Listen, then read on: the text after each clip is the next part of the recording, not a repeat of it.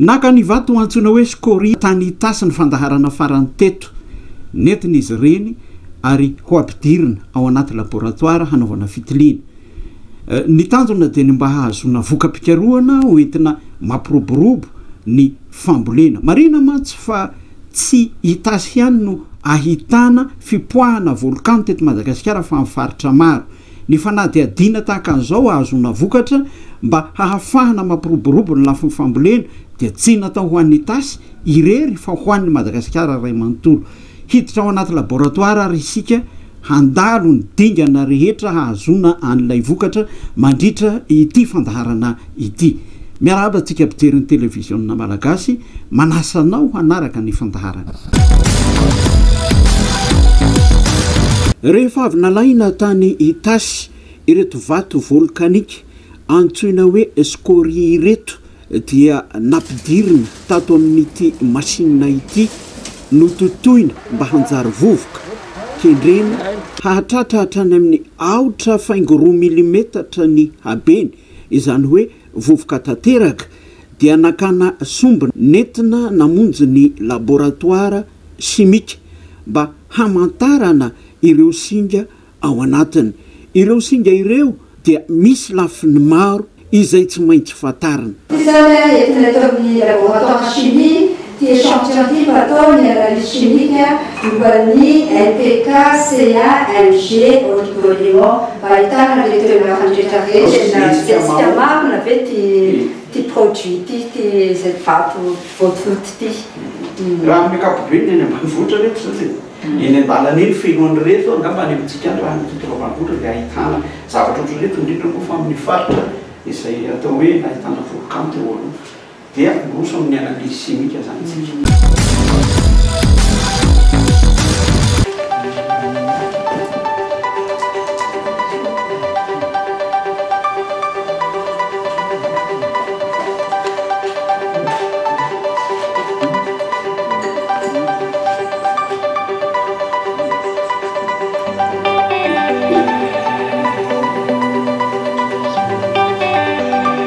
raha ohatra zany hoe manao an'le analyse chimique an'le ty vato ty zany inona moa zany no atao hoe feno zany mifepetra ary manao ony izy raha ohatra ka tsy feno mifepetra zany raha ohatra izy zany tsy feno dia tsy maintsy maboatra zany zay amin'olany misy afangarony amin'ny zavatra aby izy zany raha tsy feno le fepetra tokony ilaina amin'le élément zay tokony atao tena hoe tena élément principal zany hoe tokony ho hita élément principal tokony hita amin'izy zany N, P, K, C, MG zay zany tena principaux fa afaka ho hita koa le oligoélément rehetra le oligoélément rehetra reny dia d'après analyse hita zany ny CA, MGK, phosphore ampy tsara fa ny eo amin'ny enina zany ohatra mba kelikely iny moa le azote phosphore ny calcium magnesium potassium zany ampy tsara ho an'ny fitongon'ny plante fa le azote zany somary kelikely dia zay zany tsy maintsy aloko composition aby zay mba haminona ny fabrikan'io haminonan'le bangy io satria ireo zany tena fototra ilainy reo tena fototra ilainy zava-maniry reo élément reo ilaina ihany le oligoélément fa reo tena fototra ilainy ny zava-maniry eo zany ny tantsahany ambanivohitra matetika tokoa ny hoe mampiasa zezika indrindra moa fa am'izao hoe fa fiovan'ny toetany noho ny fivovan'ny toetrandro zao dia matetika ohatrany hoe mamboryany fa tsy mahavana matetika ohatrany hoe tsy mandahitra le zezika inona no tena fepetra takiny mba hoe omby le zezika fepetra moa zany dia ampiasaina moa izy zany dia araka ny teko tamin'ny voalohany any amin'ny tany volkanika maniry be daholo ity vato ty ihany no manome andreo tany volkanika reo mitondra ny hery amin'ny tany volkanika reo satria fantatsika fa ny tany volkanika mamopatra be ary tsara kalitao daholo ny vokatrany dia io zany zay natonga anay hoe andao alaina exploitena reo vady volcanique reo a mba entina any amin'ny tany fambolena samihafa satria tena vitsivitsy any misy an'le vady volcanique zay zany zay tsara fantatritsika koa zany fa io vady volcanique io a tsy fantatritsika dia hoe eo vakina kakatra sy tasy nefany a saika eran'ny Madagasikara misy ny vady daholo ahitana ny vady volcanique fa tsy fantatry ny olona le izy dia samy tombontsoa ho an'izay olona mipetraka amin'ilay kaiky faritra volcanique mampiasa ny voajalariny zany ny ressource naturelle zany fa misy eran'ny Madagasikara misy vady volcanique daholo tatsika zany mbola misy tsiro ny tany io zany dia mila mamantatra tsika miainga amin'ny fitraroana daholo ny zavatra rehetra le hoe tataka miona ny atao hoe tany mety hamokatra ara-pambolena satria mbola voatahiry izay tsiro ny tany izy rehefa vita ny analyse simika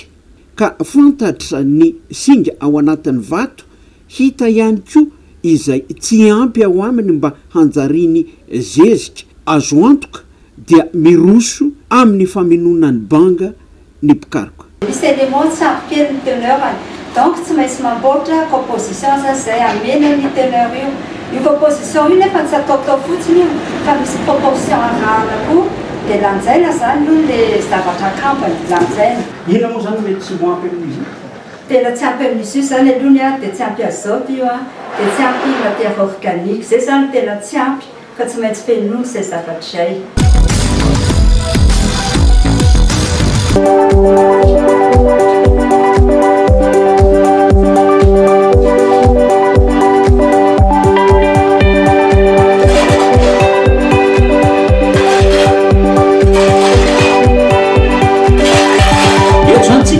varivary kely zany tsika ity ilay vita nofantarina nanaovana analyse simika rehefa avy nototoiny voalaza ny pikaroka teo no hoe zao tsy ampy ao anatiny hampifangarona amin'ity mba ho feno zany hoe tena mba ho tsiro ampy ho tsiro ny tany entina mamony fambolena ahoana fomba fampifangarona azy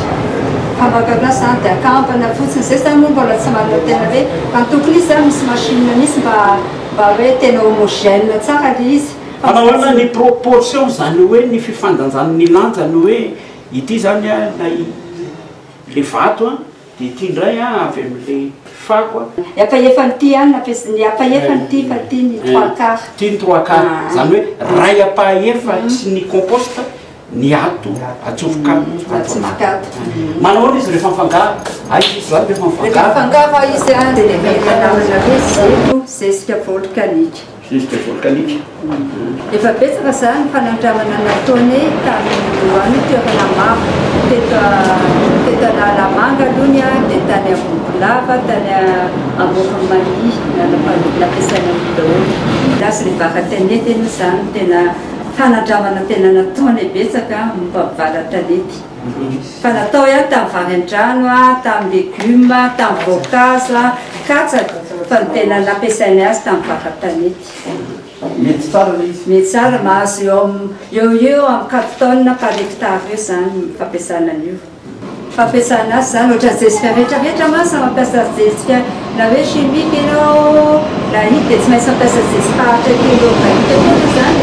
fa tsara izy zany a mbola ampiana matière organique rehefa matsara ohatra hoe akampana fumier izy tena mahatsara ny résultat be mihitsy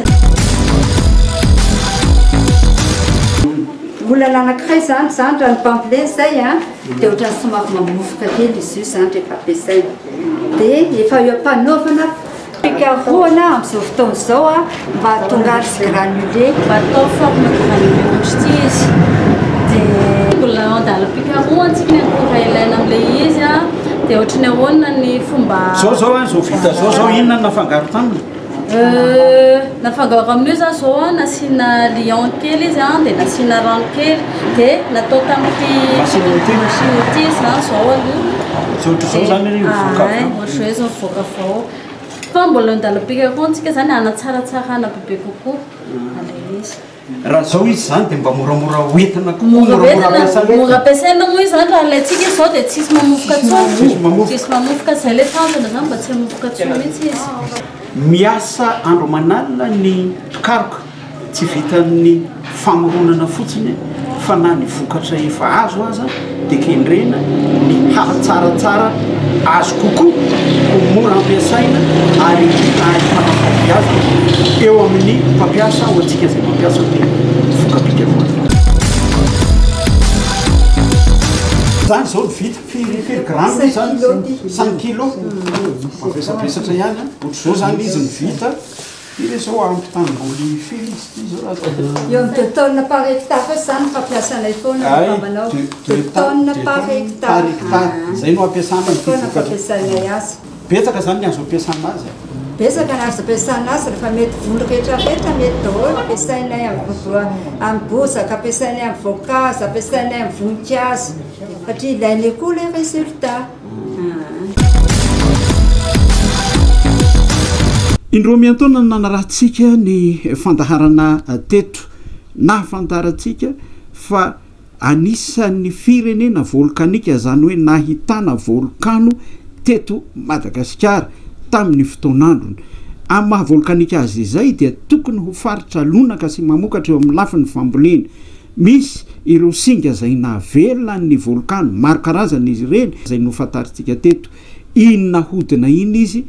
ary noho ny fikarohana de nahazona zezika volkanika zay azo ampiasaina tsara amin'ny karazam-pambolena rehetra izay ny fandaharantsika androany amin'ny fotoana manaraka dia hijery lohahevitra hafa indray isika mametraka amin'ny mandra-piona tompoko lahy sy tompoko vavy